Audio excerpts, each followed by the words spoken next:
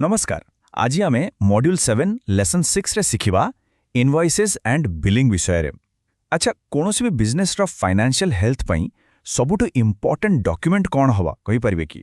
हाँ ठीक धरी चंदी सेटा हुची इनवॉइस। तबे चलंतु एई विषय रे आहुरी भलो भावरे जानिबा। तो आज आमे कौन सबु देखिबा आमे आरंभ करिबा एकदम बेसिक्स रु माने इनवॉइस कौन तापरे जानिबा एटा एते जरूरी काई कि जीएसटी आउ इनवॉइस भितरे कौन संपर्क अछि सेटा भी बुझिबा मार्केट प्लेसेस रे केमिति काम करे आउ शेषरे कौन करिबा कथा आउ कौन नुहे से सबु उपरे कथा हबा। ओके तेबे आसंतु आमर प्रथम सेक्शन को जिबा। एठी आमे एकदम मूलरू आरंभ करिबा। प्रश्नटा हेउछि इनवॉइस आउ बिलिंग ए शब्द दुइटार प्रकृत माने कौन? देखंतु एकदम सरल भाषा रे कहिले जेतेबेले आपण किछि जिंस बिकुछंती आउ सेटा पई पैसा नेबाकू जो लीगल डॉक्यूमेंट देउछंती सेटा ही हेला इनवॉइस। एहार मुख्यतः तीनोटा काम। गोटे हेला एटा पेमेंट रो प्रूफ, दुई रे टैक्स पई गोटे क्लियर रेकॉर्ड आउ तीनी रे एहा आपणको बिजनेस को गोटे प्रोफेशनल लुक दिए।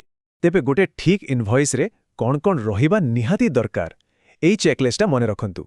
सेलर माने जे बिकुछि ता ना एड्रेस, इनवॉइस नंबर आउ डेट। बायर माने जी किणुछि तार डिटेल्स, प्रोडक्ट रो ना, केतेटा आउ प्राइस एवं टोटल अमाउंट ए सब निश्चय रहिबा कथा। मने रखिबे एथेर जदि गोटे भी जिंस मिस हेगला ताहले सेटा गोटे कंप्लीट लीगल डॉक्यूमेंट हेबोनी। अच्छा तेबे इनवॉइस रे कौन रहिबो सेटा तो आमे जानि गले, किंतु प्रश्नटा हेउछि एई साधारण देखा जाउथुवा कागजटा आगोटे बिजनेस पई एते इंपोर्टेंट काहे कि? आसंतु एहार कारण गुडी को टिके भलरे देखिबा। देखंतु एई गोटे लाइन सबु किछि कहि दउछि an invoice makes a business professional. केमिति? कारण जेतेबेले जणे कस्टमर आपणको ठि गोटे क्लियर आउ प्रॉपर इनवॉइस पाए ना सेतेबेले आपणको बिजनेस उपरे तार भरोसा बढ़ी जाए। एटा ही प्रोफेशनलिज्म। आउ एहार प्रैक्टिकल फायदा भी बहुत। एटा खाली पेमेंट रो गोटे पक्का प्रूफ नुहे, एटा कस्टमर रो ट्रस्ट भी बढ़ाए। अब भाबंतु जदि केबे जिंस रिटर्न करिवार अछि किंबा किछि डिस्प्यूट हैला सेतेबेले एई इनवॉइस ही सबुठु बड़ कामरे आसीबो। आउ सबुठु इंपोर्टेंट कथा जदि आपण जीएसटी रजिस्टर्ड तेबे एहा कंप्लायंस पाई निहाती जरूरी। चलंतु एबे आउ गोटे बहुत इंपोर्टेंट लीगल एंगल उपरे कथा हेबा जीएसटी आउ इनवॉइस। आपणकर बिजनेस जीएसटी रजिस्टर्ड कि नुहे ठीक सेटा ही डिसाइड करिवो जे आपण केउ टाइप रो इनवॉइस यूज करिवे। ताले प्रश्नटा हेला आपणको पई केउटा ठीक जीएसटी इनवॉइस ना नॉन जीएसटी इनवॉइस? आसंतु ए दुईटा भितरे मेन डिफरेंसटा कोन सेटा देखिबा। देखंतु रूलटा बहुत सिंपल। जदि आपण जीएसटी पई रजिस्टर्ड तेबे आपणको जीएसटी इनवॉइस ही व्यवहार करिबाकू पड़िबो।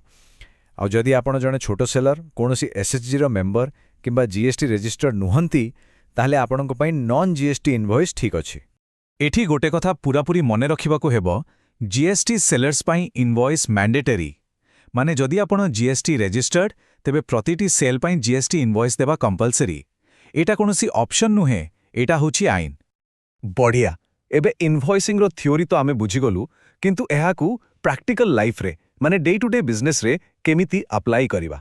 आसंतु एहारो प्रैक्टिकल साइटटा देखिबा, खास करी ऑनलाइन मार्केट प्लेसेस रे एटा केमिति काम करे। इनवॉइस नंबर देवार नियम बिल्कुल सिंपल, किंतु एहाकू स्ट्रिक्टली फॉलो करिबाकू पड़ेबो। प्रत्येक नंबर यूनिक हेबा दरकार, माने काहा सह मैच करिवोनी।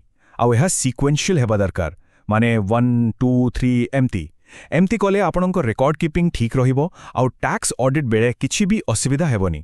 सबु बेले मने रखंतु 1 नंबर 1 इनवॉइस। आउ हां जदि आपण अमेज़न फ्लिपकार्ट परी प्लेटफॉर्म रे जिनिस बिकुछंती ताहेले तो आपणको काम आहुरी सहज। कारण ए प्लेटफॉर्म गुडी को ऑटो जनरेट करि दियंती इनवॉइस। आपणको खाली सेलर डैशबोर्ड रु ताकू डाउनलोड करी गोटे डिजिटल कॉपी निजो पाखरे सेफ रखिबार अछि। एटा गोटे बहुत भलो हैबिट। ओके एबे आमे हमर लास्ट सेक्शन को आसीबा आउ एटा बोधे सबुठु इंपोर्टेंट। एठी आमे कथा हबा किछि कॉमन मिस्टेक्स विषय रे जहा लोक माने साधारणतः करि दियंती आउ सेगुडी को केमिति अवॉइड करि हेबो सेटा भी जानिबा। एई कथाटा को पूरापूरी मने रखंतु। A wrong invoice can cause future trouble. विश्वास करंतु गोटे छोटिया भूल जेमति कि भूल अमाउंट किंबा जीएसटी नंबर आगो को जाई टैक्स डिपार्टमेंट सह बड़ प्रॉब्लम क्रिएट करि पारे। तेनु सबु बेले केयरफुल रहिबाटा ही स्मार्टनेस। तेबे केउ भूल गुडी को दूरे रहिबे मुख्यतः एही चारिटा। कोनोसी सेल पाई इनवॉइस स्किप करि देबा, अमाउंट किंबा डिटेल्स रे भूल करि देबा, गोटे इनवॉइस नंबर को आउ थरे यूज करबा आ सबठु बड़ भूल जीएसटी ब्रेकअप देबाकू भूली जिबा ए सबुरु बंचिबाकू पड़िबो। ताहले बेस्ट प्रैक्टिसेस कौन ए चारिटा गोल्डन रूल को फॉलो करंतु।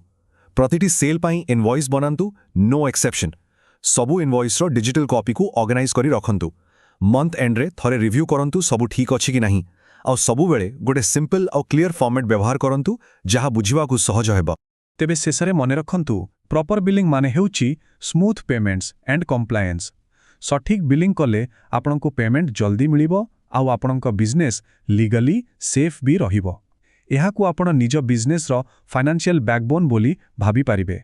आमर नेक्स्ट लेसन रे आमे रिकन्सिलिएशन विषय शिखिबा। से पर्यंत धन्यवाद।